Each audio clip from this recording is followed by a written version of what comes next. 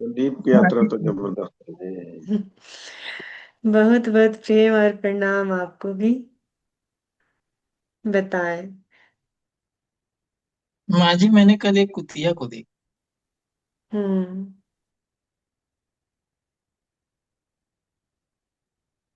और जब मैंने देखा तो सब लोग उसको ईंटें मार रहे हैं। अच्छा, तो वो कुतिया कौन था? वो माँ जी मैं आप। था। अच्छा। हम्म। तो जब सभी लोग ईंटें मार रहे थे, हम्म।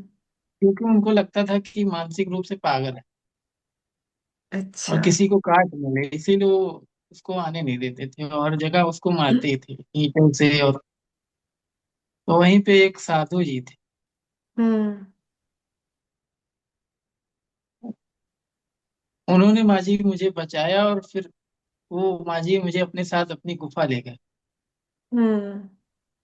वो खाने के लिए ही बाहर निकलते थे, वो गुफा में ही रहते थे। अच्छा। जगह कौन था सा था? हिमालय? जी माँ जी, पहाड़ियाँ थी और गुफा थी। हम्म।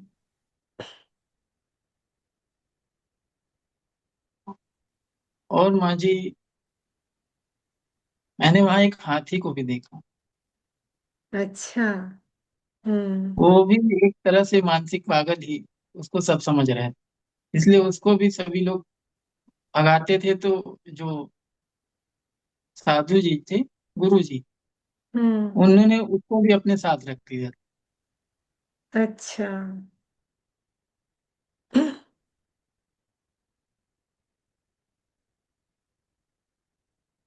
तो आ, मतलब आप और हाथी दोनों आपस में भाषा समझ पा रहे थे एक दूसरे की? हाँ जी, भाषा तो कोई वैसे बोल नहीं सकते थे, लेकिन एक दूसरे के भाव समझ सकते थे। भाव को समझ सकते थे। जी हम्म। माँ जी। और वो जगह और वहाँ कौन पे, था? जी माँ जी, हम्म। जगह कौन था मतलब हिमालय में पहाड़ी इलाका में जगह का नाम ऐसे कुछ पता चला? माँ जी जगह का तो नाम नहीं पता, लेकिन वो उनके पास एक मतलब वो था, इंसान की खोपड़ी। तो वो अच्छा, उसी में इसका ही खाना मतलब। खाते थे, उसी में ही वो खाना हाँ, खाते थे, उसी में खिलाते भी थे। उसी में खाना खाते थे और उसी में बाद में खिलाते भी थे। खिलाते भी थे। जी माँ जी। अच्छा।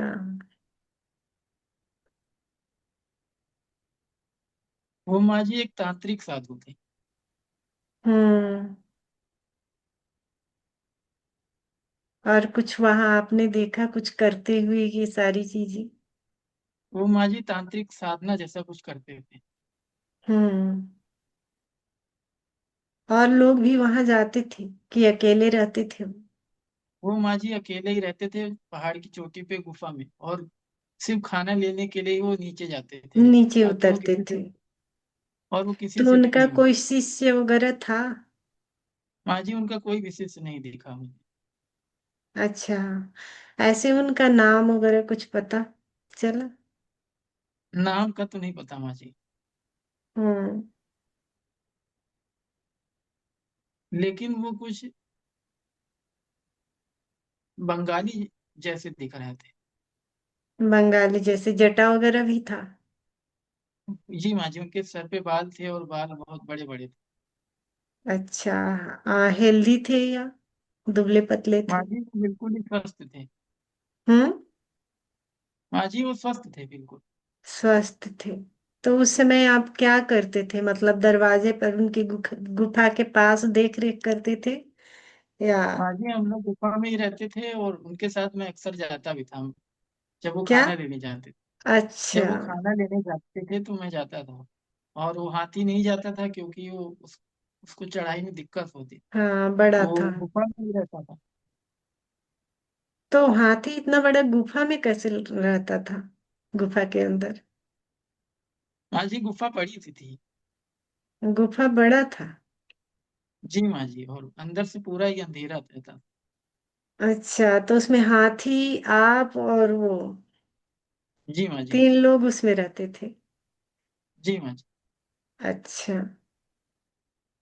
और क्या आपने देखा, जैसे बाहर जब निकलते थे उनके साथ, तो ऐसा कुछ?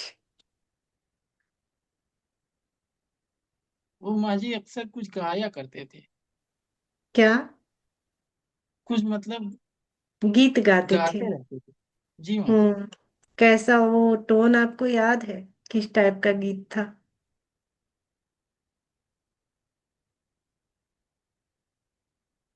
माँ जी उनका टोन नहीं याद है। हम्म।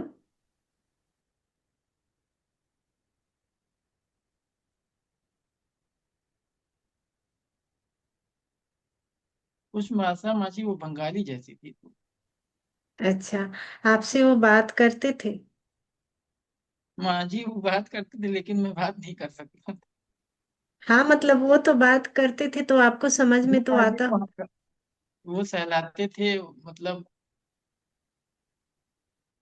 प्रेम करते थे, सहलाते थे, बातें नहीं जी माँ जी करते, वो बहुत मतलब प्रेम कुछ करते कुछ। थे। हम्म। क्योंकि सभी लोग मारते थे तो केवल वही एक मारते थे जो सिर्फ प्रेम करते थे।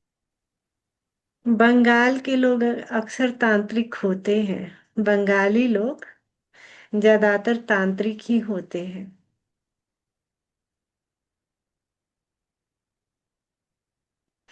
तो जब नीचे जाते थे भिक्षा लेने के लिए, तो वैसा कुछ जगह आप नोट किए कि कैसा जगह, गांव था, शहर था, क्या था?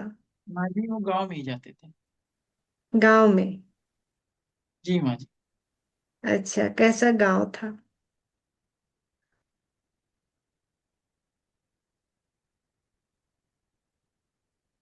माँ जी मतलब किस तरह का गाँव था, बड़ा कि छोटा? छोटा? घर कैसा था? हम्म। घर माँ जी अधिकांश कच्चे ही थे, घर लगभग सभी कच्चे ही थे। कच्चे थे? हम्म। और वहां पे माँ जी मुझे ऐसा लगा कि जैसे वो नेपाल या बंगाल के बीच की कोई जगह है। नेपाल और बंगाल के बीच का जगह, मतलब ज्वाइन, दोनों बॉर्डर टाइप का? जी माँ जी कुछ नेपाल जैसा ही था। नेपाल जैसा था? ऐसा जी है माँ क्या? जी। नेपाल से सटा हुआ, मतलब बंगाल है क्या? इंडिया तो नेपाल से सटा हुआ है, क्योंकि इंडिया और नेपाल हम जानते हैं, बंगाल और नेपाल का हमें नहीं पता, सटा हुआ है क्या? ऐसा कुछ सर्च करके देखना पड़ेगा। क्योंकि आपने माँ जी उस मुझे समय पहला जो देखा था, आपने कहा था कि बौद्ध भिक्षु मतलब मुखौटा लगा करके नृत्य कर रहे थे, तो उस समय थोड़ा सा हमें भी क्योंकि हमने सुना नहीं था कि बौद्ध भिक्षु मुखौटा लगा करके नृत्य करते हैं, तो हमने सर्च किया उसको। तो माँ जी बहुत मुझे कई सारे बार वीडियो अपने हमें वैसा दिखा कि बौद्ध भिक्षु मुखौटा लगा करके नृत्य कर रहे हैं। फिर उस जगह को हमने सर्च किया जो आपने बताया था, काजा, काजा करके, तो उस जगह को भी हमने सर्च किया, तो वैसे ही घर सब दिखे। ये उसका पत्थरों का, और वो जगह भी हमें दिखा। तो उस समय तो हमने सर्च किए तो देखे थे, अब ये देखना पड़ेगा कि है कि क्या। हम्म। क्योंकि माँ जी मुझे कुछ ऐसा लगा वो बंगाली बोल रहे हैं। बंगाली बोल लेकिन रहे वो हैं? लेकिन वो बंगाल की जगह नहीं थी माँ जी, कुछ नेपाल जैसा था। नेपाल जैसा था? हम्म। तो बंगाली बोल रहे हैं, हो सकता है नेपाली बोल रहे हो, आपको बंगाली लग रहा हो। माँ जी उनके वेशभूष से बंगाली दिख रहा था। बंगाली दिख रहा था? अच्छा। तो ये भी हो सकता है कि वो बंगाल के हों और नेपाल में रहते हों। जी माँ जी। ये हो सकता है, क्योंकि बहुत सारे इंडियन बंगाली और भी देशों में तो रहते हैं ना, तो जी माँ जी। नेपाल में रहते हों, बंगाली हों, ये हो सकता है। और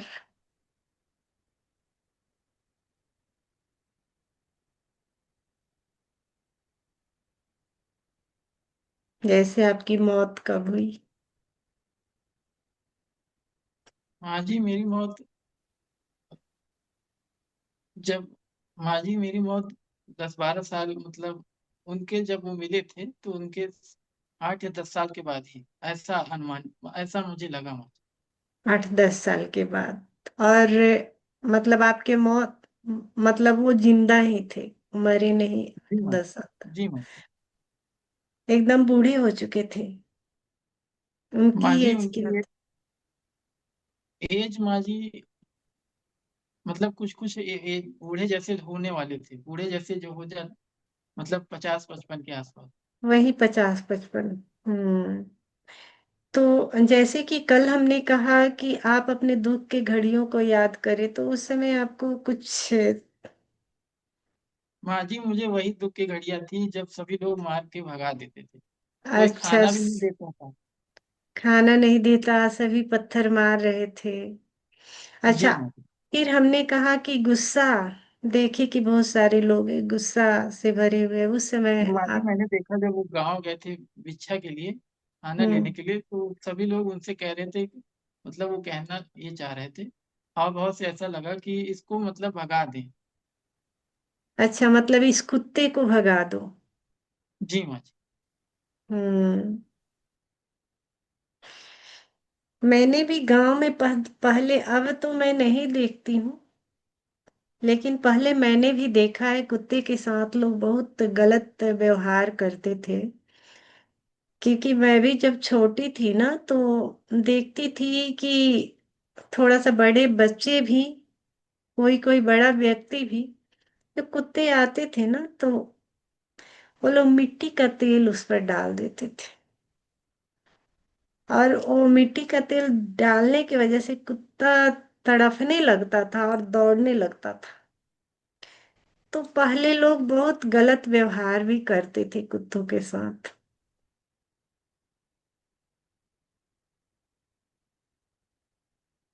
तो हो सकता है कि लोग पत्थर मार रहे हों, भगा रहे हों। अभी भी तो बहुत सारी जगह होता ही है कि कुत्ते को लोग पत्थर मारते हैं, भगाते हैं। तो वो दुख की घड़ी थी। और गुस्सा आपको, जब वो उनको जब जब सभी बोलते लोग थे वहाँ, लोग, तो आपको गुस्सा हाँ जी, आता था? हम्म। कि ऐसा क्यों कर रहे हैं। तो आप उस समय भोंकते भी होंगे? जी माँ जी। हम्म। और उनके अलावा कोई दूसरा आपसे कभी प्यार से बात किया कि नहीं? दूसरा कोई? नहीं माँ जी, फिर वही एकमात्र थे। बस वही। जब आपकी डेथ हुई तो आपको क्या लग रहा था, कैसा फील हो रहा था उस समय आपको? माँ जी उस समय मुझे अंदर से मतलब हर्ष महसूस हो रहा था, प्रेम जैसा महसूस हो रहा था। हम्म। अच्छा, लोग जब आप पर पत्थर फेंक रहे थे, भगा रहे थे, तो उस समय आप क्या फील कर रहे थे? उनके प्रति करुणा फील कर रहे थे या नफरत फील हो रहा था, क्या हो रहा था? माँ जी उस समय डर लग रहा था, डर महसूस हो रहा था। अच्छा, डर लग रहा था, मतलब नफरत वगैरह कुछ नहीं, बस डर लग रहा था लोगों से। जी। हम्म।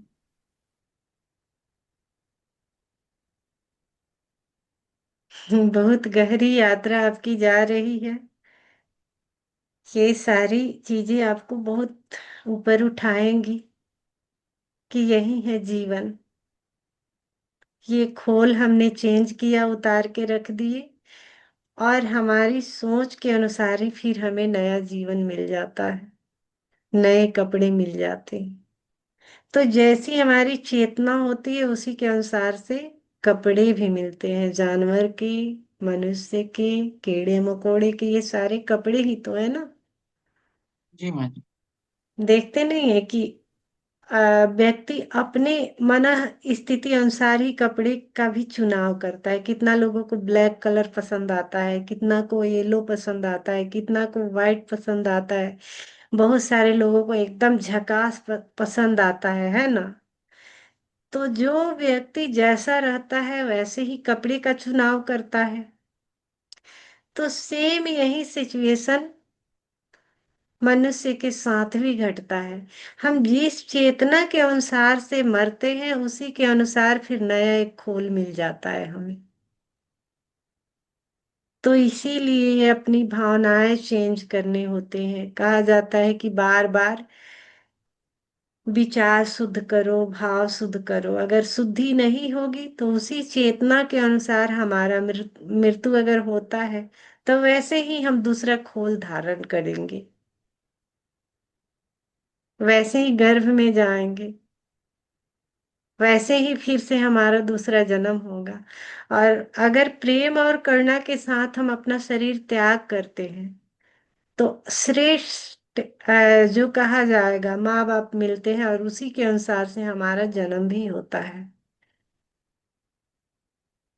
तो आपने इतने सारे जीवन देख लिए, अब आपके लिए बहुत सहज हो गया मार्ग आगे बढ़ने का। माँ जी, जब आप रात में कहती सो जाइए तो मेरा सोने का दिल नहीं करता।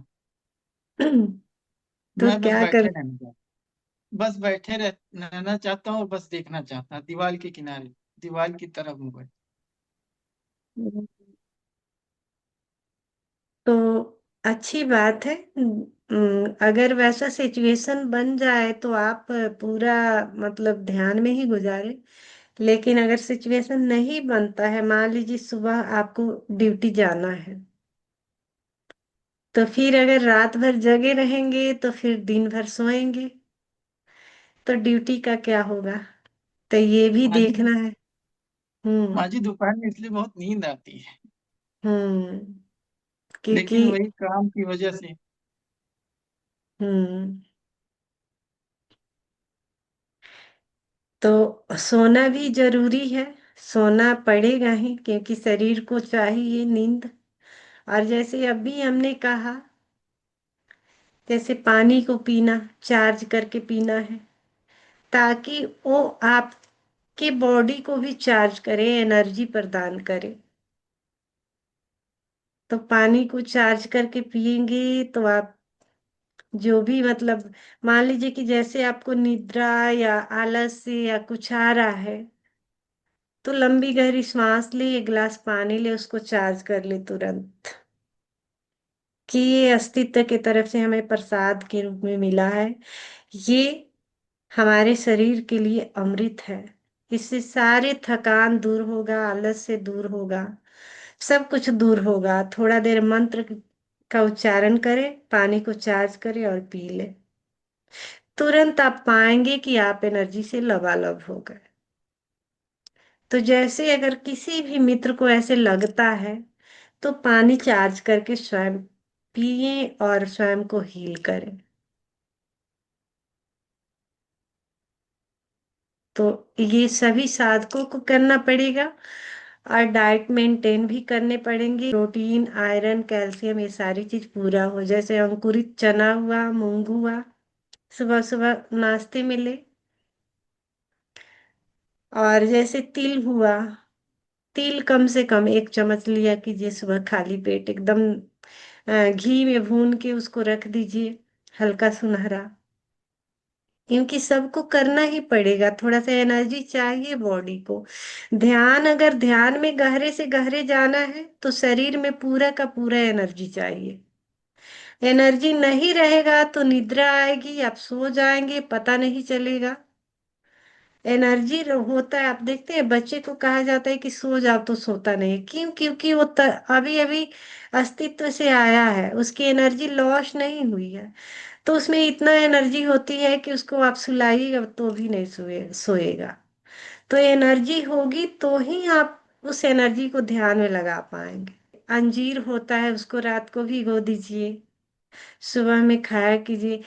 तो जितना आपका दिमाग, बॉडी सही रहेगा तो ही आपकी ध्यान में गहराई बढ़ पाएगी। जितने लोग हिमालय में मेडिटेशन करते हैं, सारे लोग जड़ी बूटियों का इस्तेमाल करते हैं ताकि मतलब एनर्जी मिले और उस एनर्जी को हम बैठने में, ध्यान में लगा सके। नहीं तो नींद आती है, सबको नींद आती है, ऐसा नहीं कि नहीं आती। तो वो लोग उतना मतलब मैनेज करते हैं। हर आश्रम में जैसे कहा जाता है ना, अश्वगंधा हुआ, भ्रामरी हुआ, क्या क्या बहुत सारी जड़ी बूटियों का प्रयोग किया जाता है। जो लोग भी मेडिटेशन करते हैं उनको करना ही पड़ेगा, नहीं तो बहुत सारी आप बैठ नहीं पाएंगे। थोड़ा देर बैठेंगे मन इधर उधर करेगा। आप देखिएगा, जिस दिन आपका शरीर एकदम स्वस्थ होता है, मन शांत होता है, तो आप घंटों बैठ जाएंगे, कोई दिक्कतें नहीं आएंगे। लेकिन थोड़ा सा भी शरीर अस्वस्थ होता है, मन शांत नहीं होता, तो आप बैठ ही नहीं सकते। तो खान पान सभी साधकों को मेंटेन करना पड़ेगा। और चार्ज जो अभी हमने कहा, जब भी लो फील हो, लगे कि एनर्जी लो हो रहा है, तो तुरंत पानी को चार्ज करके पीना है। तो ये सब ध्यान जरूर रखेंगे। तो आइए, और जिस दिन लगे कि हाँ आपका छुट्टी है, तो उस दिन पूरा रात बैठिए, जितना देर बैठना है, जब तक मन थक नहीं जाता बैठे रहिए, बैठे रहिए, ताकि कल आपको ड्यूटी नहीं जाना है तो दिन में आप सो भी सकते हैं। तो जैसा समय आए उस समय का यूज कर लीजिए। और आप चल ही रहे हैं पहाड़ों में, तो ध्यान ही ध्यान वहां पर, चलते फिरते, सोते जागते, बात करते, ध्यान की ही कला सिखाए जाएंगी। और साधकों को लगता है कि सिर्फ आंख बंद कर लिए, ध्यान कर लिए, वही ध्यान है। नहीं, ये जो चल रहा है अभी, ये भी ये सीखने पड़ेंगे ना जीवन में। मान लीजिए कि बहुत सारे साधकों को लगता है कि ध्यान जैसे भी एक फॉर्मेलिटी आए, तुरंत म्यूजिक बजा, ध्यान में बैठ गए, टाइम हुआ, फिर सो गए, उसी का नाम ध्यान है। तो जो भी मित्र ऐसा करते हैं ना, वो जीवन में कभी भी इनलाइटमेंट को उपलब्ध नहीं हो सकते, कभी नहीं। ध्यान, ये जो भी यहाँ कराया जा रहा है, सारा का सारा ध्यान है। इस ध्यान को समझेंगे तो ही आप इनलाइटमेंट को उपलब्ध हो पाएंगे। यानी पूरा जीवन ही ध्यान है। सुनना, बातें करना, आंखें बंद करना, हर सिचुएशन को जब तक आप समझ नहीं लेते, तब तक ध्यान को उपलब्ध नहीं हो सकते। तब वही हो गया कि काम जैसे ध्यान बन गया, कि जैसे भी आए, टाइम हुआ, आंख बंद किए, अब ध्यान में गए कि नहीं गए ये तो हमें पता नहीं, ध्यान किए और सो गए। ध्यान को हमें समझना पड़ेगा। आंख बंद करना भी ध्यान है, लेकिन ये भी ध्यान है, ये जीवन में उतारना पड़ेगा, ताकि आप बाहर के दुनिया में जब किसी से बात कर रहे हैं तो भी आपको ये चीज, ये लत लगी रहेगी कि हम होश में बात करते हैं, तो ही आप दूसरे से होश में बात कर पाएंगे। नहीं तो बेहोशी रहेगी, आप दूसरे से बात करेंगे, आप कब बेहोश हो जाएंगे पता नहीं चलेगा।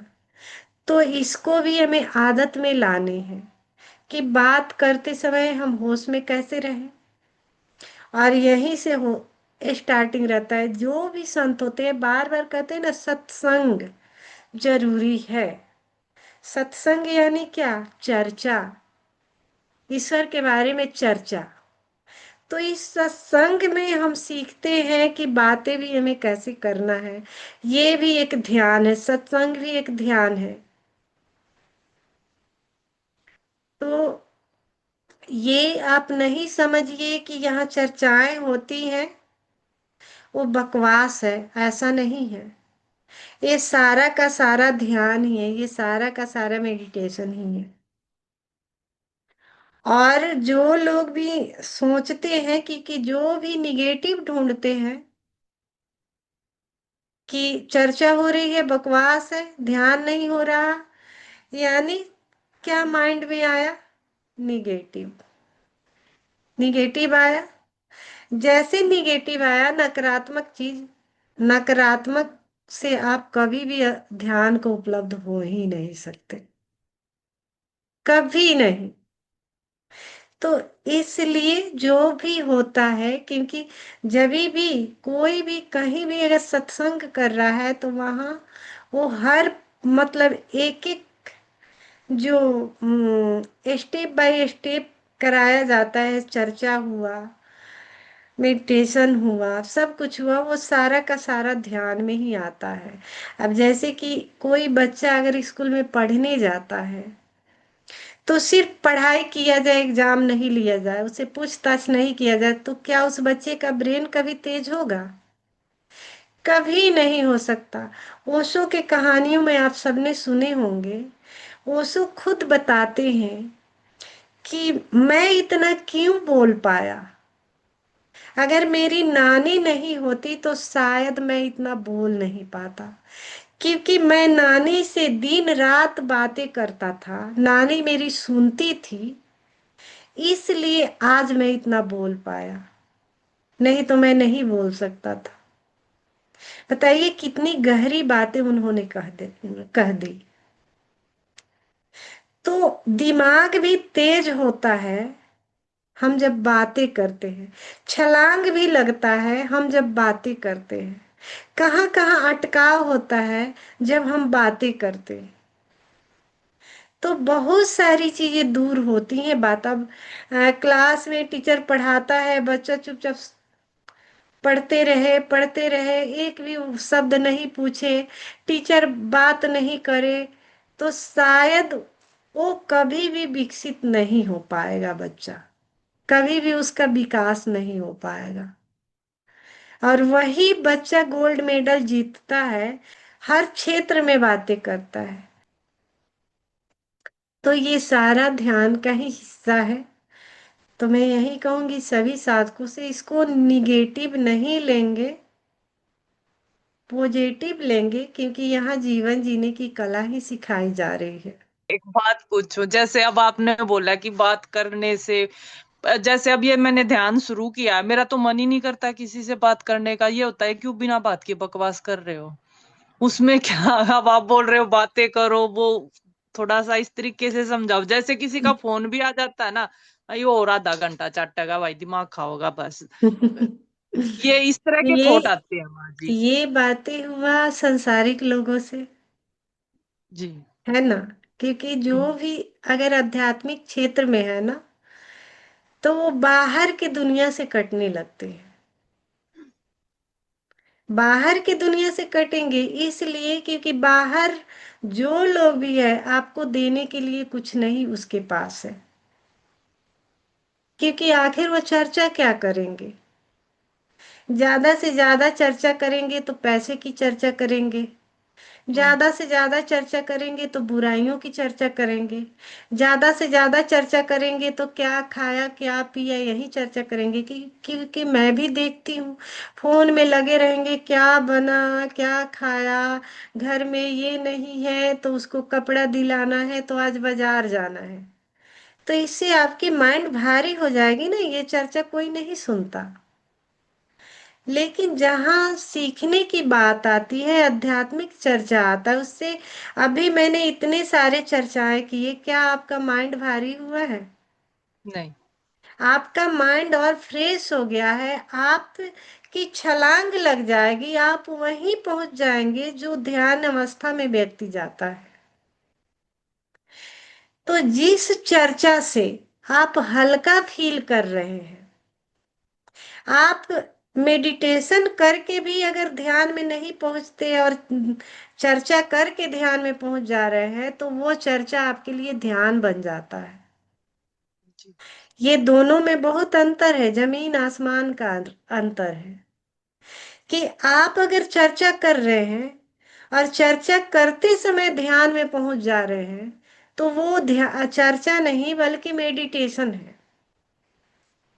लेकिन जहाँ चर्चा होती है, आप सुन लिए और घर में आकर के पूरा एनर्जी लॉस हो जाता है और लगता है कि माथा भारी हो गया, अब हम सो जाएं, और जब तक आप सोते नहीं तब तक लगता है कि एनर्जी लॉस है।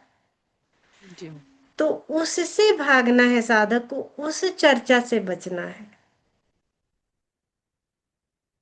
क्योंकि भक्त और ध्यानियों का जहाँ चर्चा होता है वहां भारीपन नहीं आता, बल्कि हल्कापन आता है। आप देखिएगा, अगर कोई भक्ति मार्ग का कोई व्यक्ति मिल जाए, आप उससे चर्चा करेंगे तो आपकी आंखों में आंसू आ जाएंगे, आंसू बहने लगेंगे।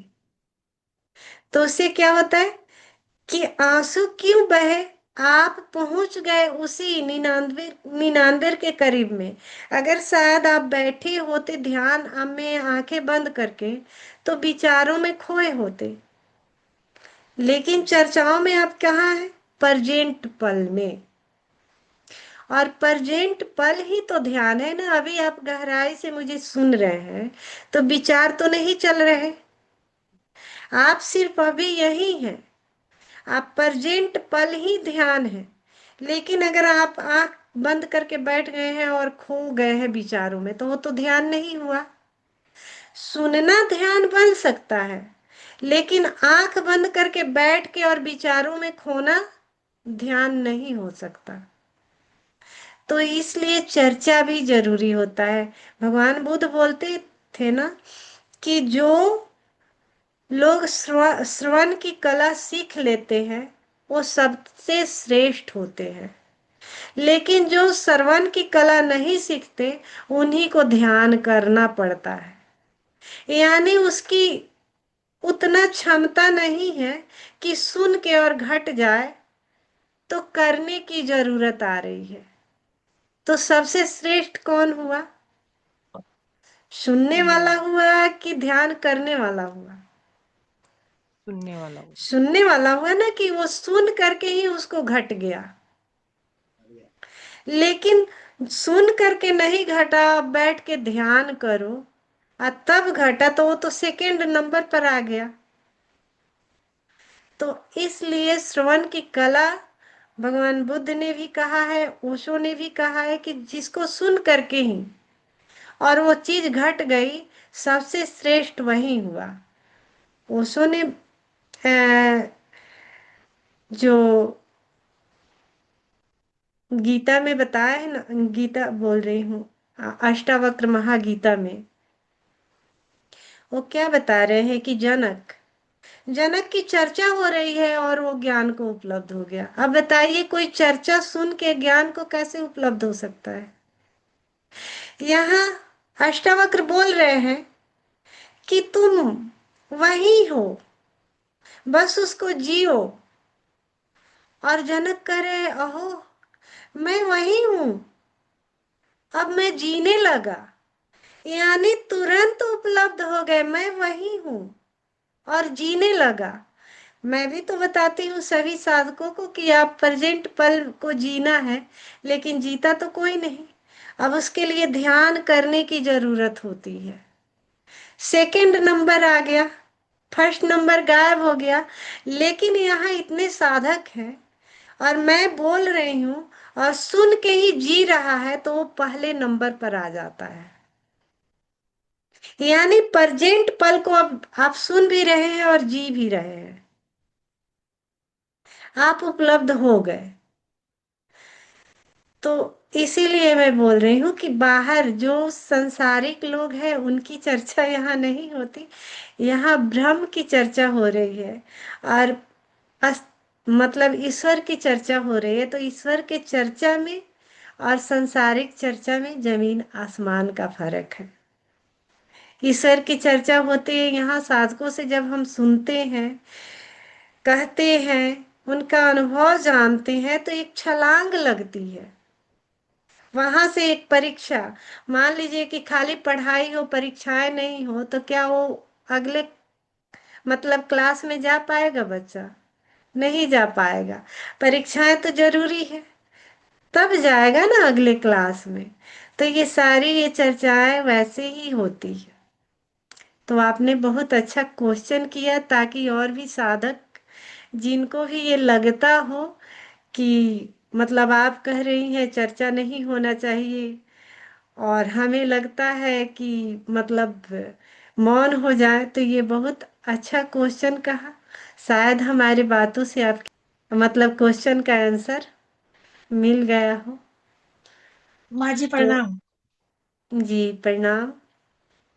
माँ वो वाईफाई डिस्कनेक्ट हो गया था इसलिए बात नहीं हो पाई आपसे। अच्छा अच्छा, तो बताएं कैसा रहा, कैसा चल रहा है। माँ जब ध्यान में बैठते हैं तो जैसे लगता है कि मेरा हाथ कोई ऊपर खींच रहा है, पूरा ऐसे हम्म दुखने लगता है और सर फटने लगता है। हम्म। ये तो बहुत अच्छी संकेत है, क्योंकि एनर्जी ऊपर ही उठती है, नीचे नहीं जाती। जब एनर्जी उठता है ना तो उसका बहाव ऊपर ही होता है, और टक्कर कहाँ मारेगा? सहस्त्रार्थ पर। यही तो है वो जगह ना, टक्कर मारने का। एनर्जी उठी और यही टक्कर मारेगा। तो जब टक्कर मारेगा तो लगेगा कि सर फट गया, और ये शुभ हो रहा है। और बहुत देखते देर हैं जब पानी को हम गर्म करते हैं, वाष्प बनता है, अगर उसको ढक्कन लगा दे तो जा करके टक्कर मारता है, और इतना तेज टक्कर होता है कि ढक्कन को भी उठाने लगता है। तो ऐसे ही एनर्जी उठ रही है, वो ऊपर के तरफ गति कर रहा है, ये शुभ हो रहा है। बहुत देर से बात करने के लिए हम परेशान हैं कि मेरा नंबर कब आएगा। बहुत शुभ हो रहा है, और गहराई बढ़ रही है। ऐसे ही मैं कहूंगी कंटिन्यूटी देते रहेंगे तो उससे भी छलांग लगेगी।